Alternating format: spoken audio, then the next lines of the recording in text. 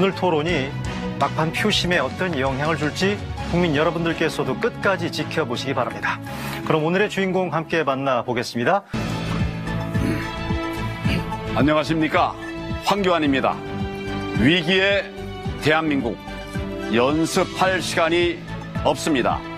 풍부한 국정 경험, 준비된 후보, 저 황교안이 해내겠습니다.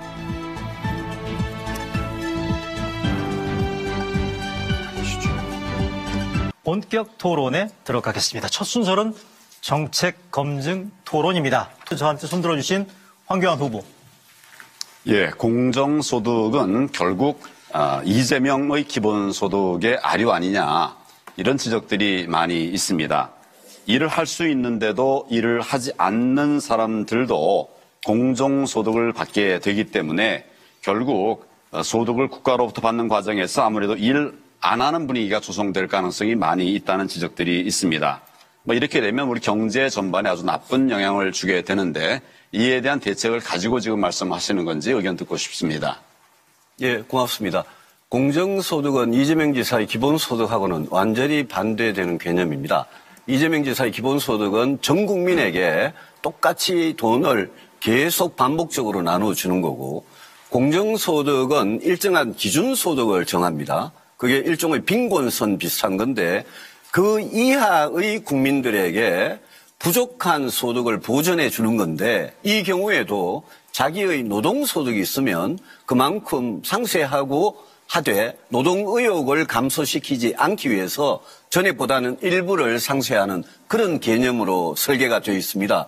그래서 이재명 지사가 이야기하는 기본소득에 관한, 이건 뭐 역사가 오래된 겁니다만은 공정소득은 완전히 다른 거라는 말씀을 드리고, 우리 황 후보님께서 걱정하신 노동의욕의 상실이나 일을 안 하고도 소득받는 그 부분은 문제가 없도록 잘 디자인되어 있다는 그런 설명을 드립니다. 좀 잘 디자인될 필요가 있겠다는 생각을 말씀드립니다. 황교안 후보의 경제 공약 들어볼까요? 예, 저의 첫 번째 경제 정책은 깜놀 10억 창업 배틀입니다. 10억 배틀을 매일 열겠습니다.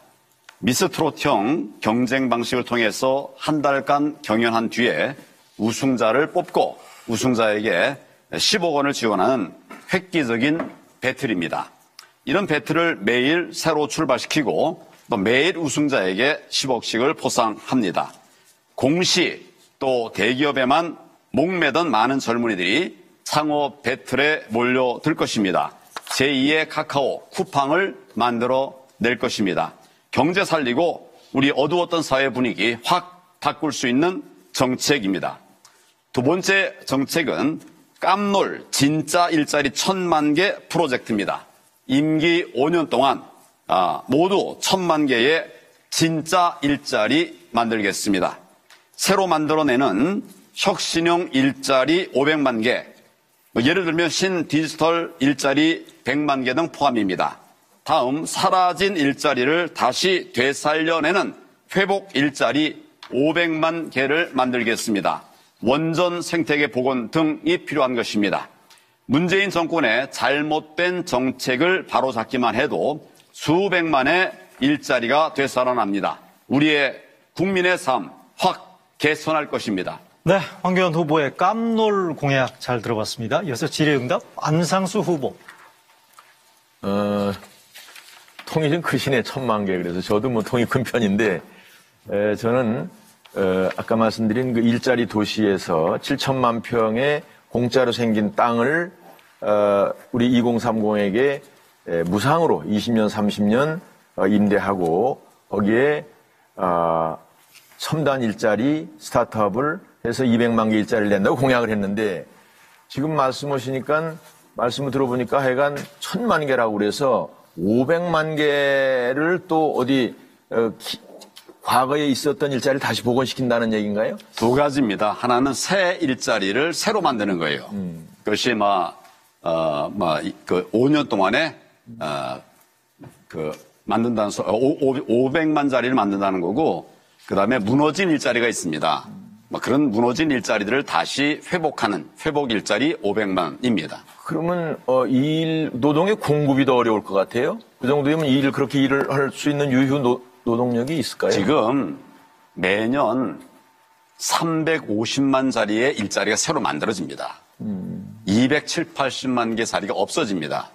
그중에 좋은 일자리를 그냥 일자리 뭐 매년 350만 개씩 만들면 5년이면 거의 2천만 자리 만들죠. 저는 좋은 일자리를 1,000만 일자리 만들겠다 이런 말씀을 드립니다. 하여간 의욕적인 건 좋긴 하죠. 예. 네. 그러나 뭐 하여간 너무 실현 가능성이 없다고 그러면 국민들한테 비판이나 불신을 아니 받을 지금 수 제가 있어서. 말씀드린 것처럼 매년 350만 개의 일자리가 새로 만들어져요. 없어지는 것도 있습니다만은 그중에 좋은 일자리가 이제 문제죠. 지금 이제 문재인 정부는 그냥 뭐 아르바이트 일자리를 그걸 복지를 일자리라고 하니까 그것이 문제인 거죠. 네, 질문하실 후보 손 들어주시기 바라겠습니다. 질문 후보가 없으시면 황교안 후보께서 본인의 경제정책 공약에 대해서 부연 설명이나 강조하실 부분들이 있으면 조금 더 시간 드리겠습니다. 예, 하태경 후보. 신혼부부 신방가구 행복주택 공약이 있으시죠? 황 후보님. 뭐 그렇습니다. 네, 그 내용이 보면 이제 3년 거치 30년 무이자로 제공한다는 건데 이건 3년 동안은 그냥 살고 30년 동안 무이자로 원금을 갚으면 된다는 그렇습니다. 거잖아요. 예. 그러면은 이 신혼부부 신방가구한테 소유권을 입주할 때 바로 주는 거예요? 그 사람 신혼부부 집이 되는 거예요? 소유권? 일단 주는 것으로 약속을 하는 거지요. 돈을 이제 반환 30년 동안 갚으니까 예. 지금 바로 이제 들어가게 할 수는 없지요. 그러니까 그걸 두 가지 방법이 있습니다. 바로 입주를 바로 두 가지, 물론 그냥 들어가는 거죠. 예. 들어가는데 갚는 방법은 두 가지를 구상할 수 있어요. 소유권은 언제 주는 거예요?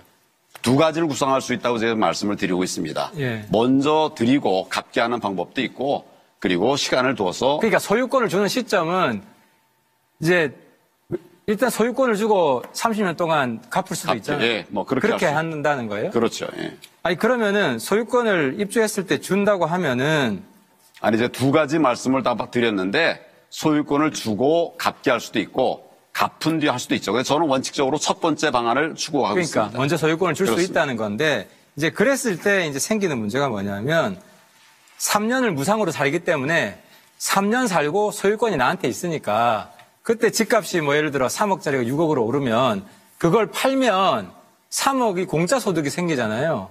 근데 이거 굉장히 황당한 공약 아니에요? 지금 전체적인 미래 전략을 완전히 다 퍼펙트하게 예측 다 해서 할 수는 없습니다. 그러나 그런 완충 작용은 정부가 책임을 지면 되는 겁니다.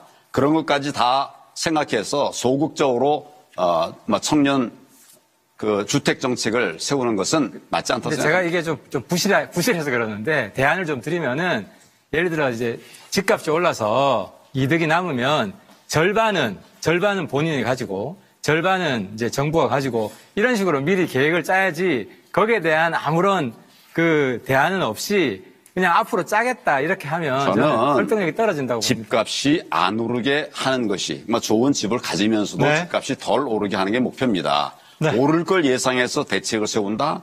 그건 좀 다른 얘기라고 집값이 안 생각합니다. 오르면 또 안 들어올 거 아닙니까? 네, 다 발언 시간 다 됐습니다. 발언권 신청하신 황교안 후보. 네, 오늘 말씀 잘 들었습니다. 전에 이제 말씀하시기를 반의 반값 아파트를 공급하겠다 이런 말씀을 들었습니다. 저도 반값 아파트가 필요한 부분들이 있다 이런 생각을 합니다. 그래서 제 생각은 부지는 공공부지를 활용을 하고 건축비만 받는 이런 류의 반값 아파트 이런 것들을 생각을 하고 있었는데 어떻게 반값 아파트가 가능한지 예산은 어느 정도나 필요할는지 궁금해서 여쭤봅니다. 이게 이제 그 싱가포르 제도거든요. 대지 임대부 건물 분양 아파트 제도인데 이게 2009년도에 제가 한번 도입한 적이 있습니다. 법률로 도입해서 세곡동 지금 시행을 한번 했죠.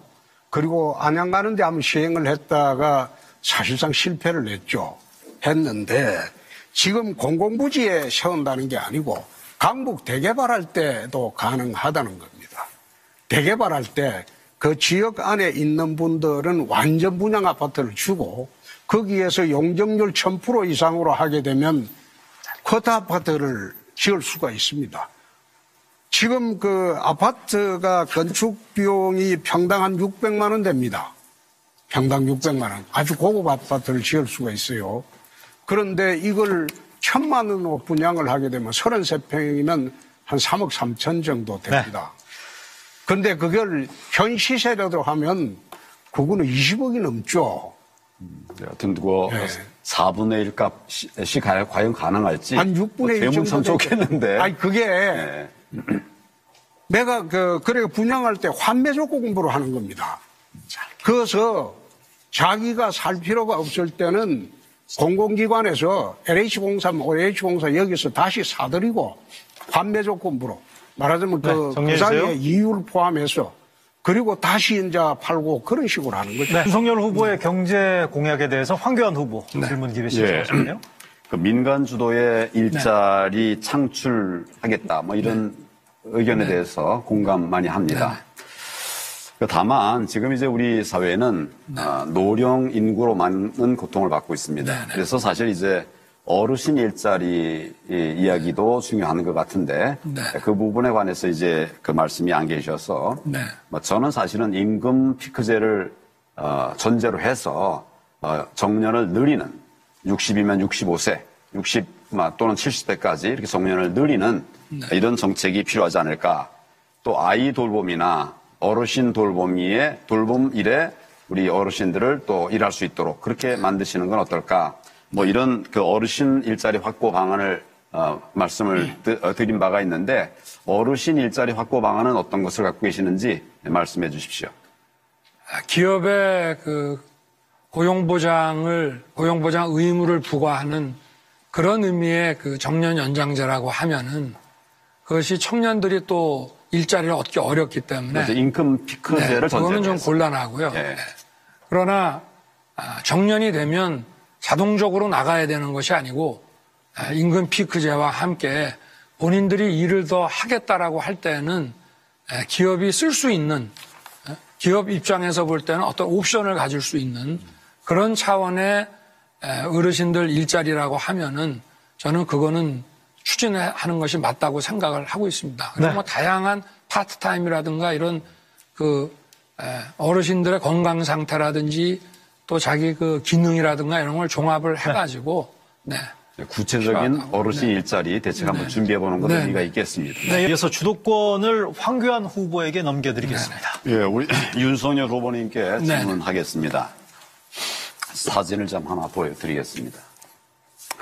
2018년 9월 유엔 안보리에서 미국 헤일리 대사가 이렇게 한 것입니다. 콩고에서 한국산 전자투표기를 사용하는 것은 역효과가 될 수 있다. 이러면서 공개 경고한 사실 혹시 알고 계신가요? 글쎄 뭐 얼핏 어디 유튜브 같은 데서 한번 들은 적이 있었어요. 본 기억이 나긴 하는데 한번 이것도 보십시오. 2020년 작년 10월 16일의 신문입니다. 기사 제목은 한국산 개표기로 부정선거, 혼란한 키르기스, 결국 대통령 사임 사태, 이라크, 콩고 이어서 키르기스스탄도 부정선거 시비, 세 나라 모두 한국산 장비 투입 이렇게 되어 있습니다. 작년 10월 키르기즈스탄 총선에서는 한국산 전자 개표기를 사용을 했습니다. 그러는데 대통령을 지지하는 범여권 정당들이 90%에 가까운 그런 승리를 했습니다. 결국 이것이 나중에 의석은 확보했지만은 부정선거로 밝혀져 가지고 대규모 시위가 일어나고 또 대통령궁이 불탔습니다. 결국은 중앙선관위원장이 지난번 총선은 원천 무효다 이렇게 선언을 했습니다. 이런 내용 혹시 알고 계신가요? 글쎄, 하여튼 들은 것도 같고 예. 정확히 잘 결국 총선이 부정선거라고 하는 이유로 키르기스탄 대통령이 사임했습니다. 작년 일입니다. 그런데 공교롭게도 2018년 부정선거 시비가 있었던 이라크 그리고 콩고에 이어서 2020년 키르기스탄에서도 모두 한국산 선거 장비가 사용된 것으로 알려졌습니다. 뭐 이게 과연 우연의 일치일까? 뭐 이런 걱정이 되고 너무 좀 이상하지 않습니까?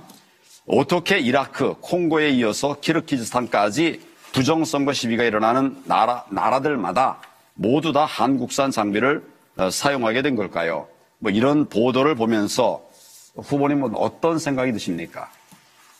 하여튼 뭐 부정선거다 아니다라는 문제를 떠나서라도 이런 선거의 공정성에 조금이라도 국민들이 의혹을 갖게 되면 한국산 기기를 썼다는 것이 문제입니다. 그래서 지금 제가 4.15 총선에 관한 이야기를 하고 있고 개선 방안으로 가장 중요한 것이 전자개표를 수개표로 바꾸는 것이다.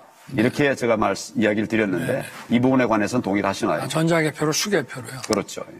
지금 지난번에도 제가 전자개표가 우리 전자개표가 이런 문제를 일으키고 있으니까. 독일에서도 전자개표가 위헌이라는 그 판결이 있다고 제가 말씀을 드렸는데 반쯤은 동의하시는 것으로 제가 이해를 하겠습니다. 저도 그때 얼핏 그런 얘기를 기사에서 봤거든요. 그런데 뭐 제가 그 개표 실무를 정확히는 몰라서 그러나 하여튼 조금이라도 의혹이 있다면은 좀 바로 잡는 것이 이게 좋지 바로 않겠나. 우리의 생각합니다. 개표기였다. 네네. 뭐 이런 점을 유념해 주시기 바랍니다. 네, 황교안 후보, 다른 후보께도 질문. 지금 질문하려고 합니다.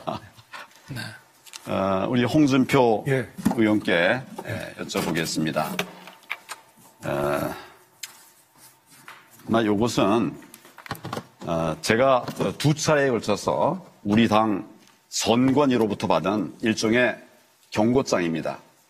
이런 경고장을 제가 받았습니다.